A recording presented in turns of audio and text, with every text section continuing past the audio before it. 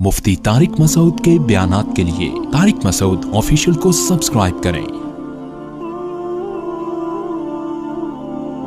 طارق مسعود official.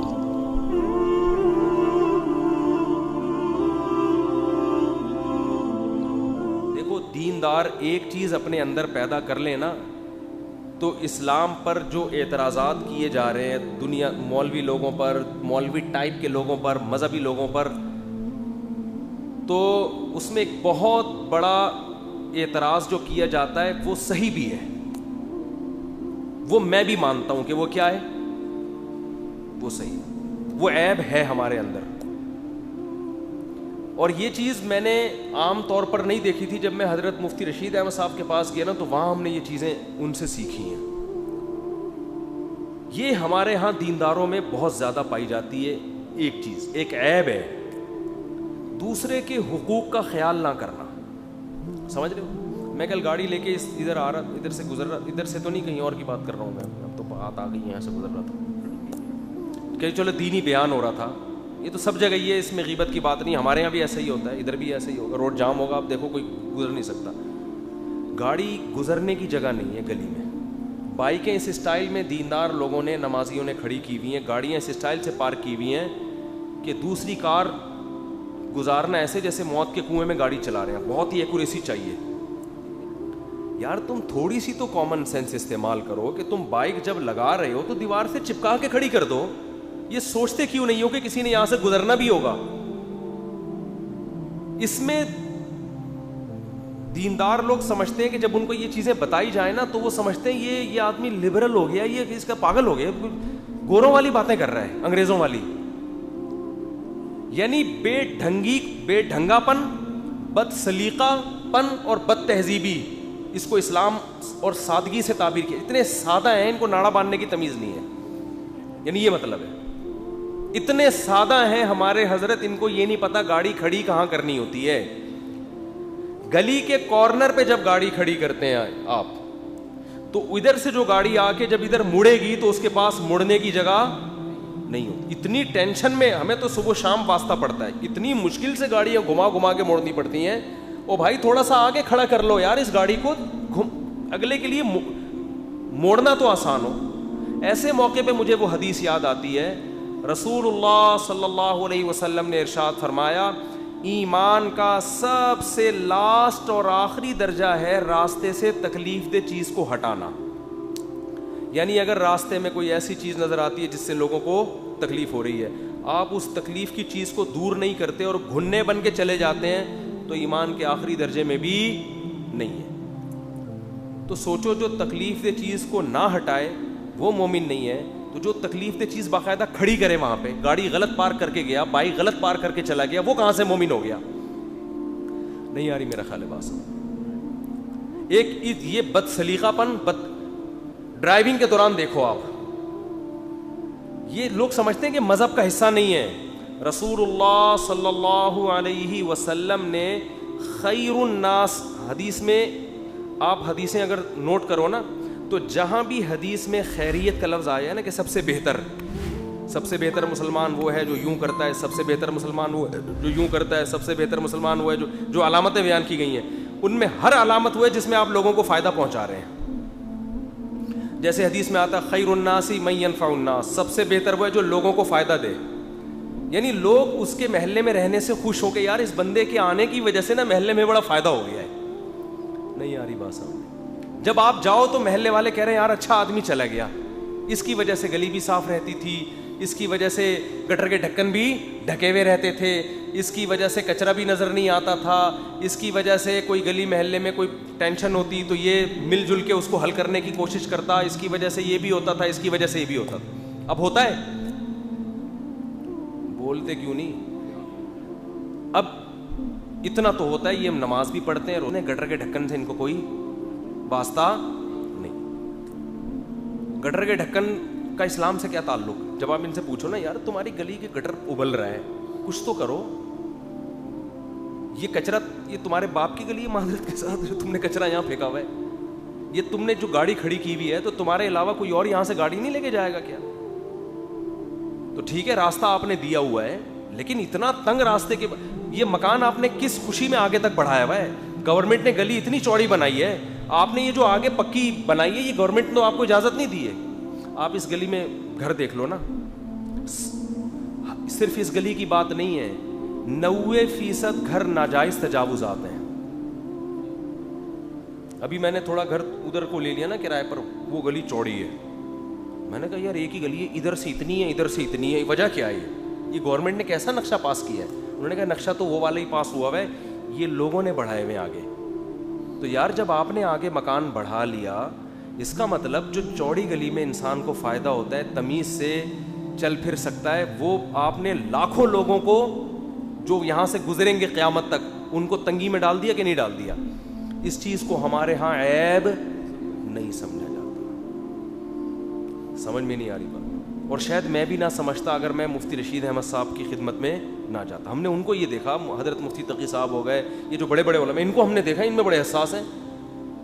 ہمارے حضرت سعودی عرب گئے نا, اقامہ 15 دن کا ان کو ویزا ملا, تو مشورے سے طے ہوا کہ حضرت آپ کچھ دن مزید رہیں. اب آخری دن تھا تو حضرت نے فرمایا اقامہ بڑھوا لو, وہ جو ویزا ہے بڑھوا لو. انہوں نے کہا ٹھیک ہے بڑھوانا. حضرت فرمایا کہ ڈیٹ ختم ہونے سے پہلے پہلے بڑھ گیا نا تو ٹھیک ہے, نہیں تو میں نکل جاؤں گا یہاں, 1 سیکنڈ بھی میں اللیگل نہیں رہوں گا یہاں پہ. ہم حیران یار, اس طرح کے بھی مولانا مارکیٹ میں. مولانا کہ یہ تو سبھی کا ایک ایپ بن چکا ہے نا, اللیگل کام کو کیا سمجھا جاتا ہے؟ کمال ہے بھائی, 6 مہینے سے رہ رہا ہوں اللیگل, تیرے بھائی کو آج تک پولیس نے کبھی آنکھوں میں آنکھیں ڈال کے نہیں دیکھا. 6 مہینے پاسپورٹ والوں, یہ تو تم جیسے پاگلوں کا کام ہے بھائی. جب آپ ایک ملک میں ہو, آپ اس کے لا کو تو فالو کرو, یہ تمہارے باپ کا ملک تھوڑی ہے. تو حضرت فرمانے کہ بھائی اللیگل میں کیوں رہوں گا؟ بدنامی کتنی اگر کسی نے دیکھ لیا, کتنی بڑی بدنامی. وہ ہمارے ایک دوست ہے نا, بھی ریوو گاڑی لی ہوئی, تو میں وہ گاڑی ڈرائیو کر رہا تھا, انہوں نے وہ لگائی ہوا, وہ نہیں ریوو میں لائٹیں شے, وہ نیلی لائٹیں جیسے کوئی اٹیک کرنے جا رہے ہیں نا, کسی ملک کو فتح کرنے جا رہے ہیں. اور ٹینی نانا بھی, ہم بچپن میں اس کو ٹینی نانا کہتے تھے. ہم بچپن میں مٹی کی گاڑیاں بناتے تھے اور پھر ٹکرے مارتے تھے نا ایک دوسرے سے. ہمیں بڑا شوق تھا مٹی کے گارے کی. ہم گاڑیاں بناتے تھے, اس میں آگے ایک سوراخ کر کے دھاگے سے باندھ کے چلاتے تھے, اور ہمارے دوسرے کزن اور دوست بھی. تو پھر ہم نا ٹکر مارتے تھے, میں ادھر سے لا رہا ہوں, ادھر سے ڈھونگ, جس کی گاڑی ٹوٹ گئی تو وہ ہار گیا. تو اس میں ہم ایمبولینس بھی بناتے تھے. ایمبولینس کے اوپر ایک چھوٹا سا وہ لگاتے تھے, سائرن جو ہوتا ہے نا یہ, تو اس کو ہم ٹینی نانا کہتے تھے. ٹینی نانا, وہ ٹینی نانا بج رہا ہوتا ہے, تو اب تک ہماری زبان پہ چڑھا ہوا ہے. تو ہم کہتے ہیں پہلے سب سے پہلے وہ ٹینی نانا ٹوٹتا تھا. تو کچھ بچپن کی یادیں رہ جاتی ہیں نا, ٹینی نانا. تو وہ جب بھی ایمبولینس کہیں آتی ہے تو میں کہتا ہوں وہ ٹینی نانا آ رہا ہے, ٹینی نانا. تو بات کیا کر رہا تھا میں؟ تو وہ ریوو میں نا انہوں نے کیا لگا دیا, وہ سائرن لگا دیا اور وہ لائٹیں. اچھا وہ سائرن جب رش ہو رہا ہے, سائرن بجا رہے ہیں, وہ لوگ راستے دے رہے ہیں. میں نے کہا یہ میرے پھر باپ کا لفظ نا, جب سے انجینئر نے میرا مذاق اڑایا نا باپ پہ, وہ باپ کا لفظ ہمیشہ کے لیے زبان پہ چڑھ گیا. تو میں نے کہا یہ تیرے باپ کا روڈ ہے؟ کیوں؟ میں نے کہا یہ نہ ہم کوئی گورنمنٹ کے آفیسر ہیں, یا تو کوئی آرمی کا بڑا آفیسر جا رہا ہو جس کو بڑی ایمرجنسی ہے اور بڑا کوئی انڈیا نے ایک دم دھمکی دی اس کو بارڈر پہنچنا ہے, یا کوئی رینجرز کا بڑا آفیسر کوئی کاروائی کرنے کے لیے جا رہا ہے, وہ لگائے سائرن یا وہ لائٹیں لگائے, بھائی ہٹو بچوں لوگ راستہ دیں. میں نے کہا ہم تو ایسے ہی جا رہے ہیں بھائی, مدرسے سے گھر آ رہے ہیں. کہنے لگے نہیں حضرت اس سے لوگ راستہ دے دیں گے. میں نے کہا لوگ تو راستہ دے دیں گے, لوگ سمجھیں گے پتہ نہیں کون, لیکن یہ جائز نہیں ہے. لوگ دیندار لوگ بھی یہ کام بولو نا کر رہے ہوتے ہیں, یہ ناجائز ہے, حرام ہے اور اللیگل بھی ہے. اللیگل کی تو اس لیے پرواہ نہیں ہوتی کہ ریوو کو عام طور پہ پولیس والے روکتے نہیں ہیں, وہ سمجھتے ہیں بڑی گاڑی ہے, کو پتہ نہیں کوئی ایسا نہ ہو کہ ہم ان کو گرفتار کریں یا ہمیں گرفتار کر کے لے جائیں. ہمارے یہاں یہ بھی سہولت ہے کہ آپ بعض دفعہ کسی کو پکڑنے کے لیے آئے ہوتے ہیں تو آپ خود پکڑے جاتے ہیں, ٹھیک ہے نا, بڑا آدمی ہے تو اس نے ہی اندر کر دیا, تو پوچھ ہوتا کون ہے پوچھنے والا. لیکن یہ اللیگل ہے. ایمبولینس میں اگر کوئی پیشنٹ نہیں ہے, آپ اپنے ذاتی کام, اول تو ایمبولینس کو ذاتی کام کے لیے استعمال کرنا اللیگل ہے, لیکن اگر آپ نے یہ اللیگل کام کیا, ایمبولینس کو ذاتی استعمال کے لیے آپ لے کے جا رہے ہو, تو آپ سائرن نہیں بجا سکتے. میں نے دیکھا ہے لوگ ذاتی استعمال کے لیے بھی لے جا رہے ہوتے ہیں, اور سائرن بجا بجا کے لوگ بیچارے سمجھ رہے ہیں کوئی مریض ہے بیچارہ, راستے دے رہے ہیں. بھائی یہ ان سب چیزوں کا آپ کو قیامت کے دن جواب دینا پڑے گا. مجھے یہ ہمارے گارڈ کھڑا ہوا ہے نا, ان سے پوچھنا, ان کا تو یہ تو سوری کوئی اور کھڑا, وہ گارڈ کی طرح ہے یہ بھائی, یہ تو نیا, پرانے والے سے پوچھنا. ایک دفعہ میں ایسی کسی بڑی گاڑی میں جا رہا تھا, تو بڑی گاڑی میں یہ گارڈ وارڈ بھی بیٹھے ہوئے تھے پیچھے, بڑا بھرم ہی ہوتے ہیں نا الگ سے آدمی کے, بڑے بھرم. ہم جا رہے ہیں تو گاڑی پارک کرنی تھی, ٹھیلے والا کھڑا ہوا تھا, تو میرے گارڈ نے اتر کے نا اس ٹھیلے والے کو تھوڑا سختی سے کہا, آپ ٹھیلا یہاں سے ہٹاؤ. یہ شو مارنے کے لیے نہیں کہہ رہا, انسان کبھی اپنے عیب نہیں بتاتا لوگوں کے سامنے. تو یہ مطلب نہیں ہے کہ یہ ارے مفتی صاحب ہمیں تو پتہ ہی نہیں تھا اتنے نیک آدمی, ہم کو اپنے جو چھپے ہوئے عیب ہیں وہ تھوڑی بیان کریں گے آپ کے سامنے. 2-4 ایسی چیزیں انسان پارسل کر دیتا ہے عبرت کے لیے. تو یہ واقعہ سنانے کا بھی مقصد ہے کیونکہ اصول کلیات بیان کرنے سے بات سمجھ میں نہیں آتی جب تک جزوی واقعات نہ بیان کیے جائیں. تو ٹھیلے والے کو انہوں نے کہا آگے ہو جاؤ. میں نے کہا بھائی یہ روڈ ہمارے باپ کا نہیں ہے, یہ ٹھیلے والے کا بھی ہے, ہمیں پارکنگ کی جگہ خود تلاش کرنی ہے, نہیں ملے تو گھماتے رہو گاڑی روڈ پہ. رکشے والے کو کہنا, ٹھیلے والے کو کہنا ہٹا یہاں سے, وہ کہے گا کیوں, تو میرا ماموں لگتا ہے, تو میرا چاچا, وہ تو بیچارہ ڈر کے ہٹا دے گا جب اتنے کلاشن کوفیں دیکھے گا اور دے گا, وہ تو ہٹا دے گا. قیامت کے دن آپ کو جواب دینا پڑے گا اللہ کے سامنے. اللہ کہے گا یہ کیوں, اس کو یہ تمہیں اس پہ فوقیت کس بیس پہ تھی. حکومت کو پھر بھی شاید اجازت ہو کسی گورنمنٹ کے کیونکہ وہ تو حکومت ہی کسی کام سے نکلا, ہم تو آلو خریدنے نکلے ہوئے ہیں, بھرم ایسے ہیں جیسے پتہ نہیں ہم کوئی کشمیر فتح کرنے جا رہے ہیں, نیچے اتر کے ٹماٹر خرید کے گاڑی. اب گارڈ تو ایک ضرورت بن گئی نا, ٹماٹر لینے بھی جاؤ گے تو گارڈ تو اب پھلترو کی طرح چپک گئے ہیں. تو ہم ٹماٹر لینے جا رہے ہیں اور ہم وہ اس کو بیچارے, تو لوگ یہ حرکت کر رہے ہوتے ہیں, تھوڑا سا بھرم آ گئے نا تو رکشے والوں پہ روب اور ڈانٹ کے اور ہٹا بے روڈ سے, ادھر کر یوں کر. یہ جائز نہیں ہے, اس کا آپ کو قیامت کے دن جواب بولو دینا پڑے گا.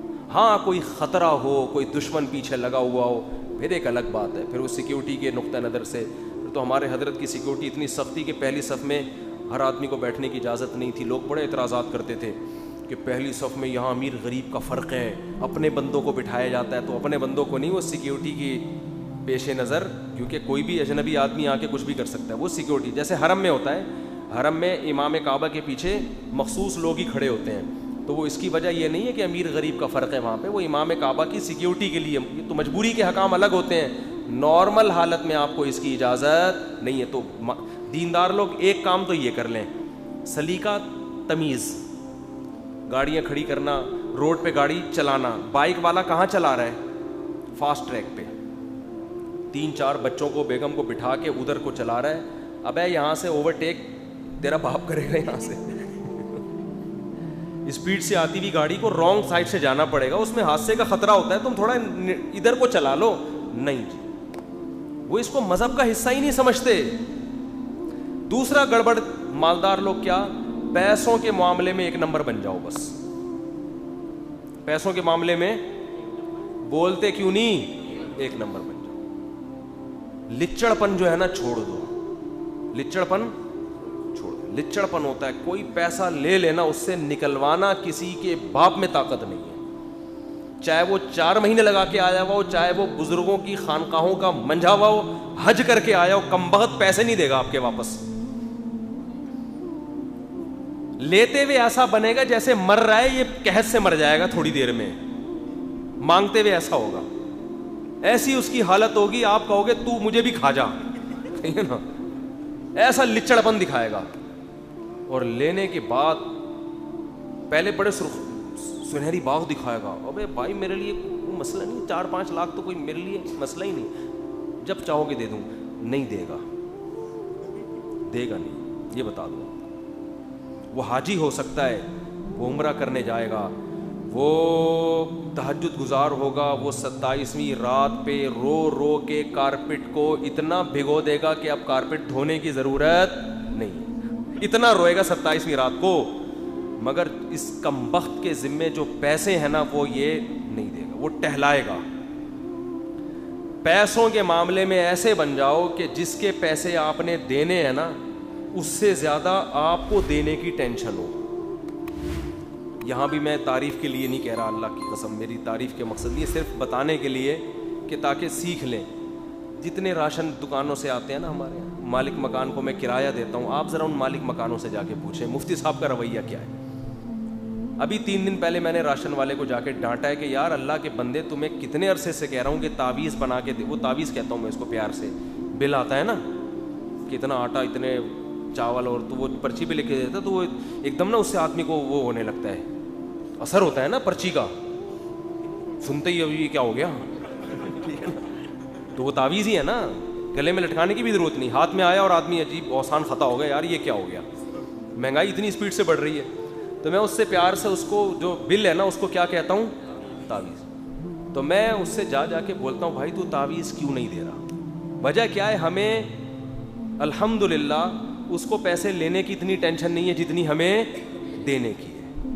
یار ایک حق ہے ہمارے ذمے, ورنہ پھر مجھے وصیت میں لکھنا پڑے گا وہ کہ میں مر گیا تو اس کم وقت کے اتنے پیسے دے دینا. ٹینشن ہے یار اس کو, پھر بار بار اس کو مینیج کرنا. ابے لے جان چھوڑا ہماری. تو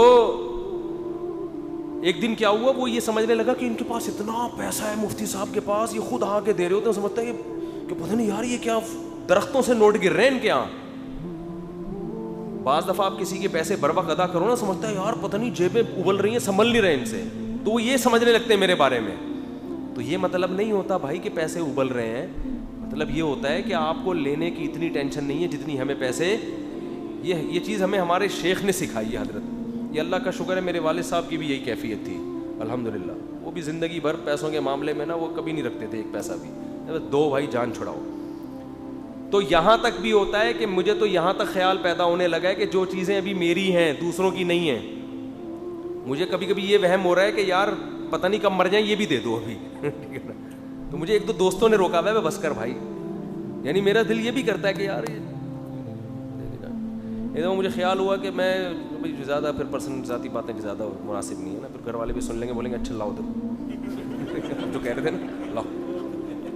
خیال یہ ہوتا ہے ہلکے پھلکے رہو یار.